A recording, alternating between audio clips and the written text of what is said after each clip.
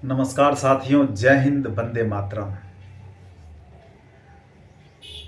बात one rank one pension, जिसके लिए हम पूर्व सैनिक आर्मी, एयरफोर्स, नेवी के रिटायर्ड जवान जेसीओ रैंक के जितने भी पूर्व सैनिक हैं, वो पूर्व सैनिक लगातार प्रयत्न कर रहे हैं, लगातार धरना प्रदर्शन कर रहे हैं, लगातार कोशिश कर रहे हैं कि सरकार हमारे पक्ष को सुने, सरकार हमारी तकलीफ को सुने, सरकार सेना के मनोबल जो अभी टूट रहे हैं उसके पीछे सरकार ही जिम्मेदार है।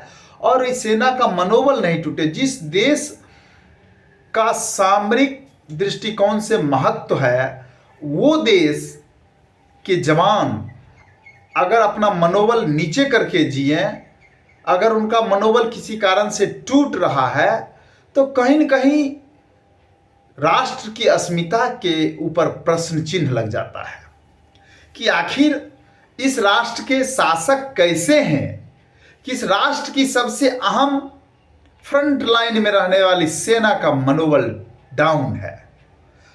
और वो डाउन किया गया है, एक इसको साजिश कहिए। अब हमें तो साजिश में नहीं जाना, हमें तो अपने हक की बात करना है। और हक की बात हम लोग 20 फरवरी 2023 से दिल्ली के जंतर मंतर पे धरना प्रदर्शन का जो आगाज किए थे, शानदार आगाज, 50,000 से अधिक सैनिकों का जमावड़ा हुआ था उस दिन। लेकिन सरकार के कान पे आज 94 दिन होने के बाद भी कोई असर नहीं पड़ रहा है, कोई जू नहीं रेंग रहा है सरकार के कान पर। कारण कि हम लोग 28 लाख पूर्व सैनिक हैं लगभग, जिसमें हमारी 7 लाख के आसपास तो वीर नारियां, वीरांगनाएं हैं, जिनकी तकलीफ को देख करके खून की आंसू रोना पड़ता है। क्या उनके पेंशन का रिवीजन क्यों नहीं हुआ?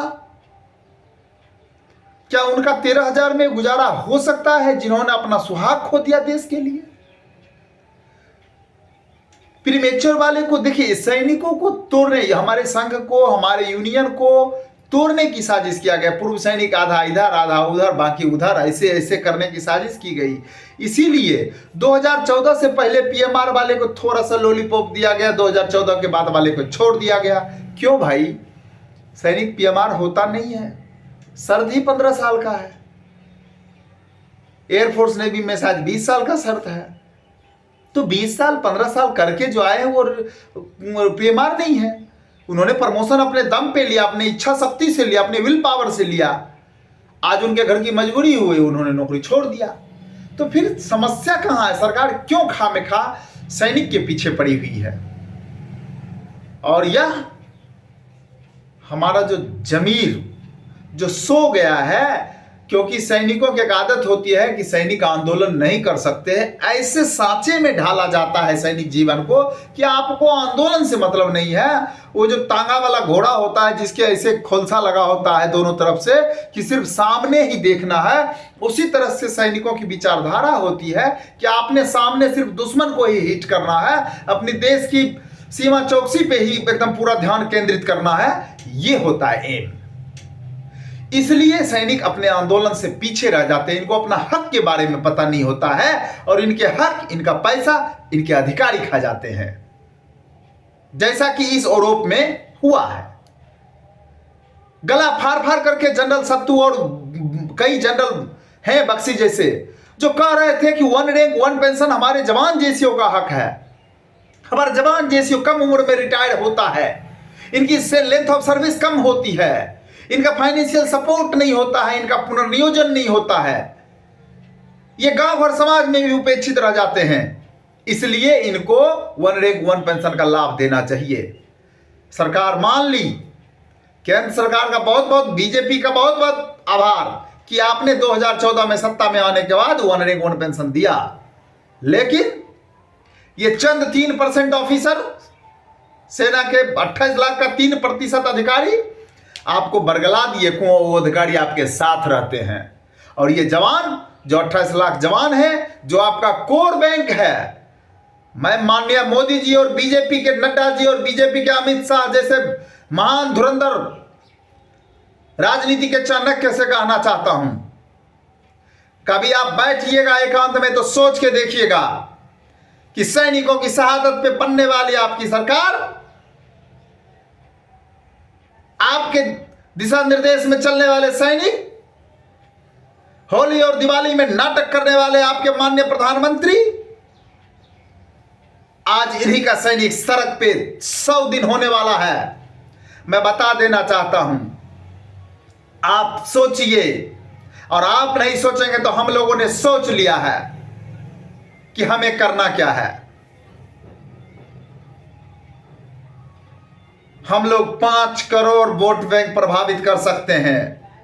हम लोग 43, हम अपनी बात नहीं करते, हम सेना में जो हमारे सर्विंग हैं उनकी भी बात करते हैं, हम इक्वल एमएसपी की बात करते हैं।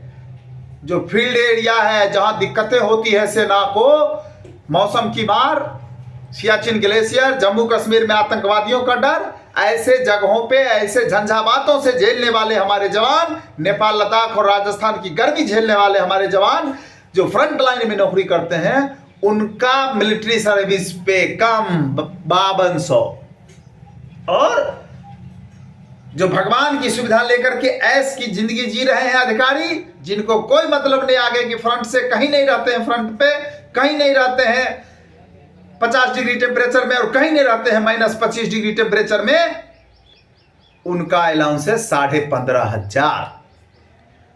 जो हमारी एमएनएस बहने हैं, नर्सेस हैं, उनको 10,500। उनकी नौकरी पूना, दिल्ली, कलकत्ता, लखनऊ, 30 एरिया में होती है, फिर उनको 10,500। और जो जवान फील्ड में, जो जवान तपती धूप में, जो जवान कड़कती ठंड में, जो जवान बर्फ में खड़ा रहता है, उसको 5,500, सिर्फ 5200। देशवासियों, इस चीज को सुनिए कि आखिर ऐसा क्यों हो रहा है जवानों के साथ। और आज जवान इसके खिलाफ अपना मुहिम बनाए हैं और 20 फरवरी से धरना प्रदर्शन पे बैठे हैं। 94 दिन हो चुका है, सरकार के कान पे जूं नहीं रेंग रही है। सर्विस पेंशन, डिसेबल पेंशन, गोलियां चलती है। हमारे जवान भी डिसेबल होते हैं, अधिकारी अगर डिसेबल होते हैं तो अधिकारी को 2.5 लाख, जवान को 17,000। ये क्या वैमनस्यता भाई, आपका तो पेमेंट अलग है, अधिकारी का तो इतना मोटा बेसिक पे है, इतना मोटा बेसिक पे। मैं फिटमेंट फैक्टर पे लेकर चलता हूं कि फिटमेंट फैक्टर में भी 2-2 लाख बेसिक पे जिन पदाधिकारी का है, उनको मिला 2.81 का गुणक में रिवीजन, और जवान जिसका बेसिक पे 20,000, 25,000, 30,000 होता है, उसको मिला 2.57 के गुणक में। आखिर ऐसा क्यों? इन सारी विसंगतियों को दूर करने के लिए हमारे देश के पूर्व सैनिकों ने ठान लिया है। ये 28 लाख पूर्व सैनिक परिवार हैं, 15 लाख सेवारत सैनिक हैं, हम लोग 43 लाख सैनिक संगठन के जवान जेसीओ रैंक के आर्मी, एयरफोर्स, नेवी के हैं। जो अगर 10-10 वोट, एक परिवार अगर 10-10 वोट प्रभावित करता है तो भी 4.5 करोड़ 5 करोड़ होता है। आखिर सरकार, ये 3% अधिकारी जो कहीं कोई वोट बैंक को प्रभावित नहीं करते, जो खुद अपना वोट नहीं देते हैं, जो रिटायर होने के बाद भी जवान को अपने घर पे नौकर बना करके रखते हैं, ये रिटायर अधिकारी आपके वोट बैंक नहीं हो सकते। आप जवान जवान करके सत्ता में आए हैं और आज आपके जवान सड़क पे धरना प्रदर्शन पे बैठने को बाध्य हैं, विवश हैं, परेशान हैं आज इस तपती गर्मी में जंतर मंतर पे। लेकिन आपने किसी नुमाइंदे को भेजना उचित नहीं समझा, किंतु हम पूर्व सैनिकों ने 3 अप्रैल को भारत के सभी जिला पदाधिकारी के माध्यम से आपको पत्र भेजा है। महामहिम राष्ट्रपति, माननीय प्रधानमंत्री और माननीय रक्षा मंत्री को 3 अप्रैल 2023 को देश के विभिन्न संगठनों ने, सैनिक संगठनों ने पत्र भेजा। पुनः 30 अप्रैल को हम लोगों ने निर्णय लिया कि अब हम अपने अपने स्थानीय सांसद को पत्र देकर के ये चीज जहन में लाएंगे उनके, कि केंद्र सरकार देश के सैनिकों की अस्मिता के साथ खिलवाड़ कर रही है, इनके पेट पे लात मार रही है, इनको परेशान कर रही है, आर्थिक और मानसिक रूप से इनका दोहन कर रही है। फलतः हम लोगों ने 30 अप्रैल को सभी सांसदों को ज्ञापन दिया। मैं पूछता हूं उन सांसदों को जिन्होंने ज्ञापन लिया सैनिकों के हाथ से, उन्होंने क्या किया? 2-3 सांसद हैं जिन्होंने इस मुद्दा को राजनाथ सिंह तक पहुंचाया है। एक पंजाब की महिला सांसद हैं, मैं उनका बहुत बहुत आभार प्रकट करता हूं, चरण स्पर्श करता हूं, वंदन करता हूं। और एक कांग्रेस के सांसद बंगाल के हैं जिन्होंने इस मुद्दा को संजीदगी से लिया है। क्या बाकी सांसद, क्या सभी बीजेपी के ही सांसद हैं जो मोदी जी के डर के मारे, जो अमित शाह के डर के मारे मुंह नहीं खोलेंगे, बोलेंगे नहीं? अरे कब बोलेंगे आप? जब आप जनता के बीच में वोट मांगने आइएगा तो जनता आपको दूर भगा देगी, आपके ऊपर थूक देगी। ये तय है, ये मान के चलिए।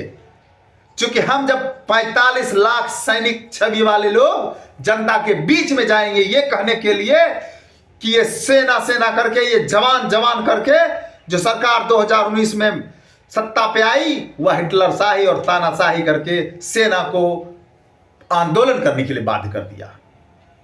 इसलिए माननीय केंद्र सरकार से निवेदन है कि 1 रैंक 1 पेंशन की विसंगति, जो भारी विसंगति है, मिलिट्री सर्विस पे प्रीमेच्योर को छोड़ देना, डिसेबल पेंशन, विधवा pension, service pension, equality, fitment factor, सभी को आप पुनः संशोधित कीजिए और इसमें जो भेदभाव हुआ है उसको दूर कीजिए।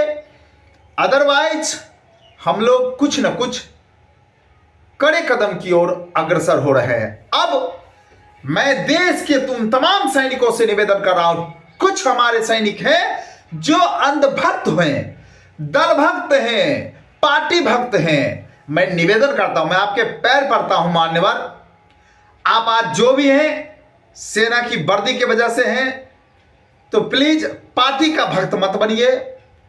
अपने इन भाइयों के लिए आगे आइए, उन वीरांगनाओं के लिए आगे आइए जिनके साथ ज्यादती हुई है यूरोप में, और एकजुट होकर अपनी एकता का परिचय दीजिए। पार्टी को छोड़ के चलिए। पार्टी कुछ देने वाली नहीं है, मुझे पता है, कुछ देने वाली नहीं है। अपनी काबिलियत को आगे बढ़ाइए। खुद ही को कर बुलंद इतना कि खुदा आके पूछे कि बता तेरी रजा क्या है। हम 43 लाख हम पूर्व सैनिक और सर्विंग सोल्जर मिला के 43 लाख परिवार हैं। हम गिरगिराते रहेंगे? क्यों गिरगिराएंगे? जवान और किसान का देश है, हम नहीं गिरगिराएंगे। माननीय मोदी जी, माननीय केंद्र सरकार सुन लीजिए। और मैं खास करके इन तमाम जो पूर्व सैनिक हमारे घर में दुबके हुए हैं, जो कहीं डीजीआर की नौकरी कर रहे हैं, कहीं रेल की नौकरी कर रहे हैं, कहीं गेल की नौकरी कर रहे हैं, कहीं पोस्ट ऑफिस में हैं, कहीं बैंक में हैं, मैं उन तमाम पूर्व सैनिकों का पैर पकड़ के चरण स्पर्श करता हूं कि आप आगे आइए इस आंदोलन में। अभी 30 मई को हम लोगों ने हल्ला बोल आंदोलन रखा, इसलिए कि 3 अप्रैल और 30 अप्रैल का बात सुना नहीं गया है। इसलिए 30 मई को 4-5 दिन बाद हल्ला बोल प्रदर्शन पूरे देश के जिला मुख्यालयों में होगा, पूरे देश के तहसील मुख्यालयों में होगा, और सैनिक अपना विरोध प्रदर्शन जताएंगे। उसमें पंपलेट और पर्चा भी बांटेंगे, उस सब डिलीवर कर दिया गया है, छपा लीजिए। 50-60 पैसे खर्च आएंगे एक पर्चा के। और जनमानस जनपटल पे आने दीजिए, सभी जनमानसों के बीच में आने दीजिए कि सैनिकों के साथ आखिर केंद्र सरकार ऐसा सौतेला व्यवहार क्यों कर रही है। वाहवाही लेने की जरूरत नहीं है, आगे आइए, घर से निकलिए। पार्टी का अंधभक्त मत बनिए। मैं पैर पड़ रहा हूं आपके, किसी पार्टी का अंधभक्त, पहले अपना हक लीजिए, अपने हक के लिए आगे आइएगा, तभी आप आगे किसी के लिए कुछ कर सकते हैं। पार्टी भी देखती है कि आप अपने हक के लिए कितने वफादार हैं। अगर हम अपने हक के लिए वफादार नहीं है, हम दूसरे का भला कभी नहीं कर सकते हैं। अगर हम ऐसा कह रहे हैं, वो ढोंग है, छलावा है, छलावा।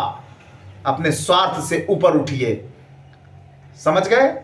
आगे आइए और 30 मई का जो हल्ला बोल कार्यक्रम है उसमें बढ़ चढ़ करके हिस्सा लीजिए, पूरा रैली निकालिए, पूरा जोश जुलूस, उसका एक ज्ञापन माननीय तहसीलदार और माननीय एसडीओ को दे दीजिए आप कि हम 30 मई को जबरदस्त आंदोलन करेंगे, जबरदस्त प्रदर्शन करेंगे। और मैं जनमानस से भी अपील करता हूं कि पूर्व सैनिकों के साथ चलिए, देश को बचाइए। जय हिंद, जय भारत, वंदे मातरम।